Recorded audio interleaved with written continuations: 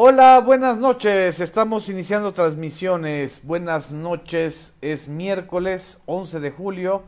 Bienvenidos, bienvenidas los que nos están observando, escuchando y siguiendo a través de la plataforma de Facebook Live de un servidor de Genaro Villamil, de la plataforma de la revista Proceso, de YouTube, en la cuenta del blog Homo Zapping, y pues todos los que se hayan y estén viendo y compartiendo esta transmisión. Buenas noches, muchas gracias a Cantú Solís Adán, a Rocío Leal, a Mauro Alvarado, que están aquí llegando siempre puntuales. Muchas gracias, Saxter Guarneros, a Leonardo Fabio, que nos está viendo desde Querétaro, a Hugo Eliud Mora, muchas gracias, Miguel Marínez, saludos, a Pepper Lau, ¿cómo están? A Cecilia Silva. Vamos a esperar a que se nos congreguen más compañeros y compañeras interesados en el tema del día de hoy, que es el plan de austeridad republicana de Andrés Manuel López Obrador, que dio a conocer en esta mañana, en este imparable momento que tiene desde el 1 de julio. No ha parado un día López Obrador de plantear líneas de gobierno, encuentros con empresarios, con legisladores el día de hoy, y el día de mañana, pues evidentemente con los funcionarios o los altos funcionarios del gobierno de Donald Trump. Oscar Valdespino, muchas gracias desde Torreón, a Miguel Alejandro Rivera, a Lilia Delgado, muchas gracias, a Ramón Cuellar desde La Paz, Baja California, Cristi Cardona, que nos estás viendo desde Monterrey, Emanuel Ramírez también, otra compañera Art Márquez desde la Ciudad Acuña, Coahuila, Rodrigo AC, Ariadne Lamont Martínez desde Torres Mochas, Gerardo Méndez Martínez desde la bella Ribera Maya, Gilberto Dávalos, muchas gracias, Eva Abreu, gracias, también mis respetos, a Irma García, Luis Enrique Santís, Irma nos está viendo desde Villaflores, Chiapas, a Silvia Tulia Ruiz Ordaz desde Querétaro. Tenemos muchos compañeros hoy de Querétaro, muchas gracias, desde la colonia Narvarte también, desde muchas partes de la Ciudad de México. Este es un fragmento del largo discurso que pronunció López Obrador y que creo que resume en buena medida pues el sentido y el contenido de las medidas de austeridad que dio a conocer el día de hoy y que pues queremos analizar con ustedes. Desde Playa del Carmen, Juan Iván Jan, muchas gracias. Lulú Romero desde Jalapa, Veracruz, Jesús Cardona desde San Luis Potosí, a todos ellos un traguito de café mexicano, de Chiapas, por cierto. Gracias a Rosa Reyes por mandarle saludos a Tomasa. Tomasa está ahorita oculta, no, nos está viendo desde los libreros. Y Anastasia extrañamente está tranquila y se está lamiendo. Yo creo que les tranquiliza que ahora sí va a haber austeridad republicana.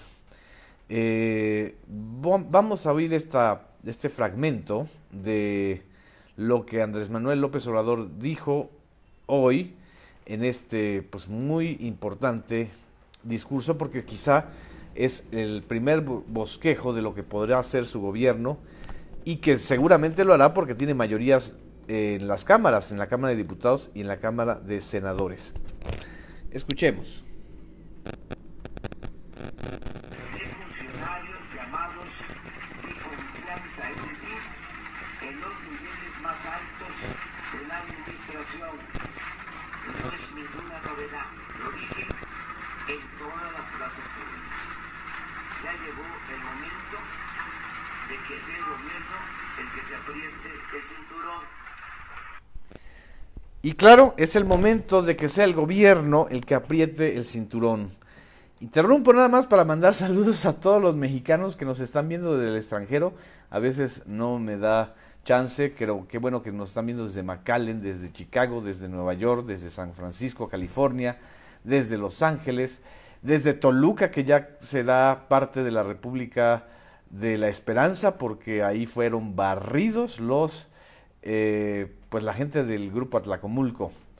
Me decían que no se escuchaba muy bien el audio de López Obrador. Sí, está muy bajito, además está lloviendo cuando lo grabé, pero básicamente lo que dice es esto, que ya llegó el momento de que el gobierno se apriete el cinturón. No puede haber gobierno rico con un pueblo pobre, con carencias, con los peores salarios, con trabajos precarios, con jóvenes que no pueden ingresar a el sistema productivo y por supuesto con una bola de alta burocracia, una nata de alta burocracia que es la verdad, la verdadera aristocracia o la caquistocracia o la cleptocracia, como yo le he puesto, que ha hecho mucho daño al país.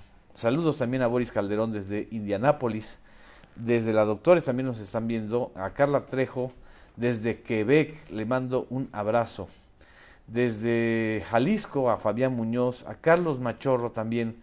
Vamos a hablar de los 12 mandamientos, o más bien de las 12 reformas. Yo puse 10 porque unas se pueden agrupar y nos da 10, la cifra de 10. Antonio Romo Paz, desde Hermosillo, Sonora. Y Pedro Cortés, desde Houston. Mercedes del Castillo, desde Arizona. Qué bueno que nos están viendo varios paisanos mexicanos en Estados Unidos. Pues el planteamiento central de López Obrador en términos de ahorros, él plantea más de 50,000 millones de pesos, tan solo 56,000 millones de pesos de ahorros, si reduce la alta burocracia, que significa desaparecer áreas de comunicación social en todas las dependencias que no la necesitan. De hecho, incluso mencionó que hay hasta subsecretarías, hay delegaciones, hay órganos desconcentrados que tienen áreas de comunicación social que no comunican nada, que pagan, eso sí, pagan muchos chayotes, pagan para que no les peguen. Es decir, el sistema de comunicación social, y más en estos últimos gobiernos, sobre todo desde Vicente Fox, Felipe Calderón y por supuesto Enrique Peña Nieto, no han servido para comunicarle a la población, han servido pues para engrosar los recursos y las billeteras de los operadores de las agencias de comunicación y por supuesto de muchos colegas conductores o conductoras que pues aprovechan de esto, de el enorme gasto en comunicación social. Nada más ustedes recuerden algo. El gobierno de Felipe Calderón rebasó con mucho el gasto de Vicente Fox en materia de comunicación social por más de 30,000 millones de pesos. Como va el gobierno de Enrique Peña Nieto, va a gastar más de 50,000 millones de pesos en comunicación social, es decir, en la nada, en el aire, en redes sociales. ¿Para qué? Para que sea el gobierno más desprestigiado, para que sea el gobierno que tiene menor credibilidad, para que sea el gobierno que peor comunica con su población. Entonces, no hay un gasto racional en este sentido, no hay una justificación real a un gasto de estas dimensiones. Imagínense tan solo el ahorro que implicará el reducir por lo menos a la tercera parte estos 70,000 o 50,000 millones de pesos. Y eso estamos hablando del dinero que está presupuestado. Hay dinero negro que se va bajo la mesa, que se paga en efectivo, tanto del gobierno federal como de los gobiernos estatales. Es un auténtico desastre y es un despilfarro, un robo el gasto en comunicación social. Nada más para que ustedes tengan una idea. En esta transmisión que ustedes ven, en el blog que ustedes están consultando a veces de un servidor, no hay un solo peso de ninguna dependencia federal en publicidad, ni uno solo. Este blog vive, por ejemplo, de su audiencia, de ustedes.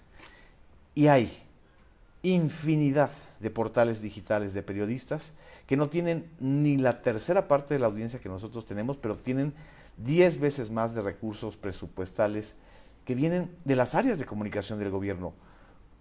Me preguntan si me refiero a Carlos Marín. No voy a hablar de ningún nombre porque necesito tener los papelitos, las pruebas de la burra, pero eso está a la vista de todos. Lo que se ve no se juzga. El chayote está a la vista de todos.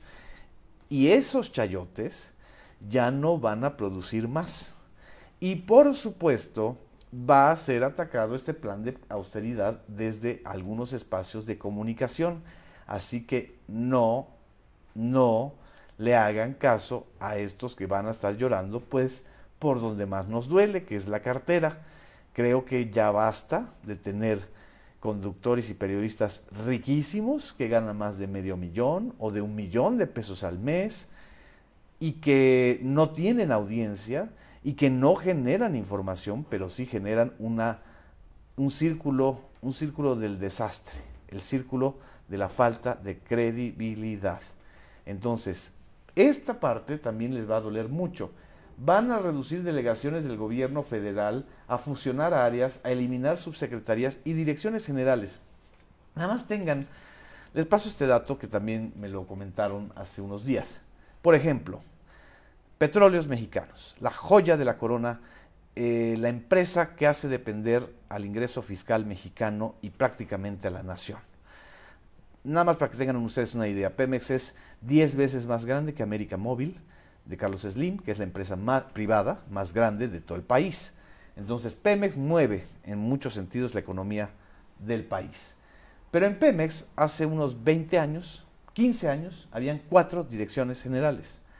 Ahora, cuando termine el gobierno de Enrique Peña Nieto, hay más de 200 direcciones generales, con salarios de más de 200,000 pesos, con guaruras, con choferes, con carros, con gastos de viáticos, con gastos para médicos mayores, con gastos para comer en restaurantes carísimos.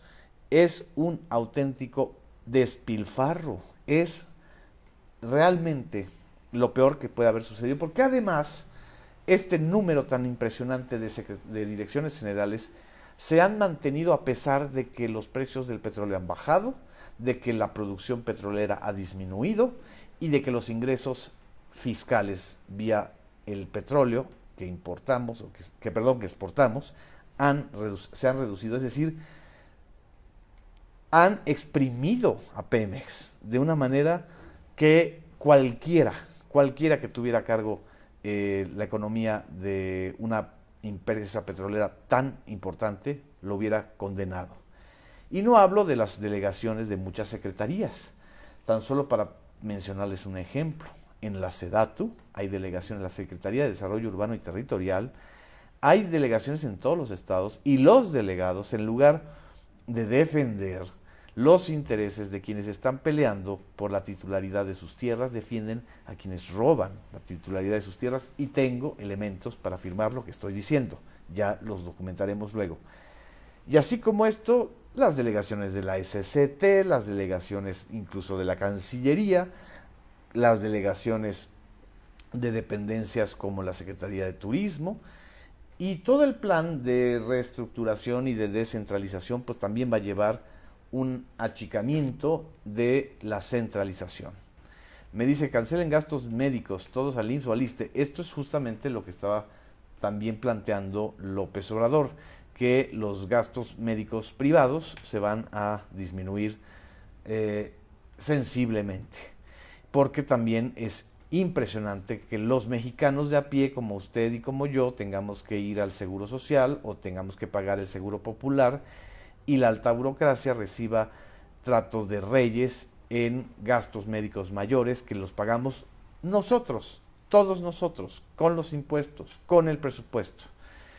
Este mensaje es muy importante, porque es el mensaje que ha indignado a muchos ciudadanos. No solamente han robado, sino que también han devengado salarios altísimos sin cumplir con su función elemental, que es el servicio público. Ellos son servidores públicos, no señores feudales, no dueños de los cargos, no dueños de las plazas. Eso es lo que hay que entender.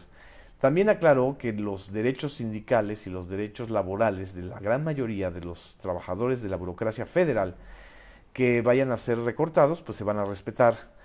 Y en este sentido, pues también creo que está mandando un mensaje muy claro. Me están aquí poniendo uno de los mensajes de José Cárdenas. Por algo lo dirá José Cárdenas. En fin, luego, bueno, paquete que él planteó, que son una serie de reformas legislativas, porque se los comentó a los diputados y senadores federales que llegaron con el voto de Morena, del PT o del PES. Estaba pues mandando un adelanto de lo que a partir de septiembre van a recibir en las dos cámaras del Congreso de la Unión. En primer lugar, una ley reglamentaria al 127 constitucional para que ningún funcionario gane más que el presidente. Lo que muchas veces nosotros desconocemos es lo que dice en términos estrictos el artículo 127 constitucional. Nada más les leo para que tengamos una idea. Dice: los servidores públicos de la Federación, de las entidades federativas, de los municipios y de las demarcaciones territoriales de la Ciudad de México, que ahora serán municipios, así como de sus administraciones paraestatales y paramunicipales, fideicomisos públicos, instituciones y organismos autónomos y cualquier otro ente público, recibirán una remuneración adecuada e irrenunciable por el desempeño de su función, empleo, cargo o comisión, que deberán ser proporcional a sus responsabilidades. Dicha remuneración será determinada anual y equitativamente en los presupuestos de egresos, y establece que ningún servidor público podrá tener una remuneración igual o mayor que su superior jerárquico, salvo que el excedente sea consecuencia de desempeño de varios empleos públicos. Pero el planteamiento de Andrés Manuel López Obrador es que ningún funcionario público puede ganar más que el presidente de la República. Y él además anunció que va a ganar la mitad de lo que actualmente gana Enrique Peña Nieto, que son alrededor de 227,000 pesos netos. Es decir, estará ganando 114,000 pesos mensuales o 100,000 pesos mensuales. Quiere decir que nadie va a poder ganar más que esto. Entonces, hay que emprender aquí una vigilancia muy clara de estos salarios. Creo que perfectamente un servidor público puede vivir con más de 100,000 pesos al mes. Eso es algo muy claro. Es grotesco que haya ministros de la Suprema Corte de la Nación que ganen más de 300 y hasta 400,000 pesos mensuales. Es grotesco que hayan funcionarios de organismos autónomos, por ejemplo, los organismos autónomos tipo el Instituto Federal de Telecomunicaciones o la Comisión Nacional de Derechos Humanos o la Comisión Federal de Competencia Económica o el Instituto Nacional de Acceso a la Información Pública, que se han vuelto auténticos botines burocráticos, ganen más que el presidente de la República. Esto es lo que señala. Me aclara Lizzy Milla que también va a renunciar a sus prestaciones. Esto de los magistrados es lo que estoy mencionando. 2. La creación de la Secretaría de Seguridad Pública es su segunda iniciativa de ley, es decir, otra vez se va a retornar al esquema anterior, en donde había una Secretaría de Seguridad Pública y ya no va a estar dependiendo de la Secretaría de Gobernación todo el mando de las policías y de la estrategia de seguridad pública. Gobernación se queda pues para la gobernabilidad interior. El punto 3, terminar con fueros y privilegios para que puedan ser juzgados el presidente en funciones por delitos de corrupción. Esto implicará otra reforma constitucional, que es la reforma al artículo 108 constitucional. Aquí interrumpo un poquito para mandarles muchos saludos, muchas gracias por sus comentarios a los que nos están siguiendo. Me dice: ¿recurrirán los jueces de la tremenda corte al amparo contra bajarse el sueldo? Pues que se atrevan con la fuerza y la legitimidad que adquiere el gobierno de López Obrador al entrar. Y a ver, que se peleen con la población, que ya bastante falta de credibilidad y de legitimidad tienen los jueces. No estoy diciendo que todos, pero la gran mayoría sí. El artículo 108 constitucional establece lo siguiente: para los efectos de las responsabilidades a que alude el título, se reputarán como servidores públicos a los representantes de elección popular, tanto a los miembros del Poder Judicial de la Federación como funcionarios y empleados. El presidente de la República, durante el tiempo de su cargo, solo podrá ser acusado por traición a la patria y delitos graves de orden común. Repito, el presidente de la República, durante el tiempo de su encargo, solo podrá ser acusado por traición a la patria y delitos graves del orden común. La propuesta de López Obrador es que también durante el ejercicio de su encargo, tanto el presidente como los funcionarios puedan ser juzgados por delitos de corrupción. Esto elimina automáticamente el fuero en materia de corrupción. El punto 4, la reforma para delitos como son el fraude electoral, robo de combustibles y otros, que está planteando que delitos como el relleno de ánforas, la compra de credenciales de elector, la mapachería en general, sean considerados delitos graves. ¿Qué quiere decir esto? Que puedan ser sancionados con cárcel. Actualmente los delitos electorales no son graves. A pesar de que tiren balazos, por ejemplo, como sucedió en Puebla, en las casillas de Puebla, estos funcionarios que hicieron esto no pueden ir a la cárcel porque los delitos electorales no son considerados graves, según la legislación actual. Y también el robo de combustibles. A muchos huachicoleros, y no estoy pensando obviamente en Rafael Moreno Valle, por favor no vayan a confundir, el robo de combustibles les sale mejor porque solamente tienen que pagar una multa. Es más grave robarse un gansito o un pastelillo en un Oxxo que comprar votos o robar combustibles en este país. Esto es lo que está planteando López Obrador. Así de impresionante puede ser esta reforma para penalizar delitos que no son considerados graves. Planteó todo lo que es la ley de ingresos y de egresos de la Federación, que es la que entrará en vigor a partir del 2019, y eso nos merecerá ya un análisis especial. También, número 7, la reforma de ley para que el Estado Mayor Presidencial regrese a la Secretaría de la Defensa Nacional. Ojo, lo que está planteando López Obrador es muy importante. El Estado Mayor Presidencial en este país, desde la matanza del 68, ha sido una de las áreas privilegiadas, con más de 20,000 elementos, que no solamente se han dedicado a la protección del presidente de la República, sino a delinquir o a realizar funciones oscuras que normalmente la tropa militar de la Sedena no realiza. Está eliminando un auténtico foco de interés y de protección. Es muy importante esta reforma. Por supuesto que va a tener protección, pero está eliminando este símbolo de la impunidad que existió durante muchos años en México e insisto, desde el 68 y luego con el halconazo del 71 y luego con estas arbitrariedades que cometen los integrantes del Estado Mayor Presidencial. Está eliminando este foco de impunidad.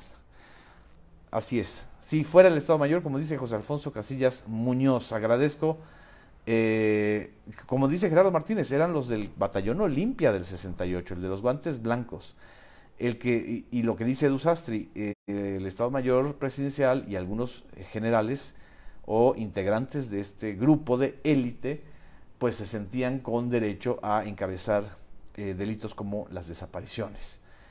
El punto 8, revertir decreto en materia de aguas, el decretazo de aguas que Enrique Peña Nieto firmó el 6 de junio, que implica el cambio de zonas de exclusividad a zonas de reserva y que prácticamente plantean la posibilidad que desde los municipios, o sea, es decir, desde las administraciones municipales, se pueda concesionar el agua para obras de infraestructura urbana.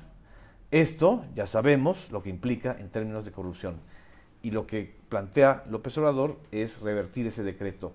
9, revertir la reforma educativa, cumplir con el artículo 3 constitucional. Este es el gran punto de debate que marcó buena parte de la campaña electoral, garantizó el apoyo de miles, yo diría millones, de profesores mexicanos y de sus familiares, no solo de la Coordinadora Nacional de Trabajadores de la Educación, sino del Sindicato Nacional de Trabajadores de la Educación. Vamos, y yo creo que en esto hay que insistir mucho, a una auténtica reforma educativa que contemple la incorporación del profesor y no la criminalización del maestro. Es brutal lo que hizo el gobierno de Enrique Peña Nieto al criminalizar al profesor.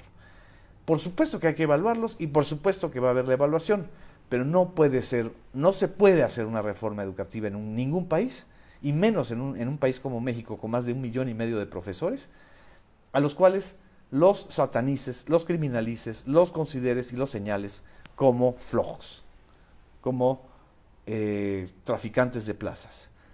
Por supuesto que hay irregularidades, ahí hay que sancionar, pero generalizar a todo el magisterio bajo esta lógica es simple y llanamente darse un balazo en el pie, porque estos profesores, estos son los que están formando a los jóvenes, a los niños, y hay que incorporarlos, no hay que expulsarlos y criminalizarlos.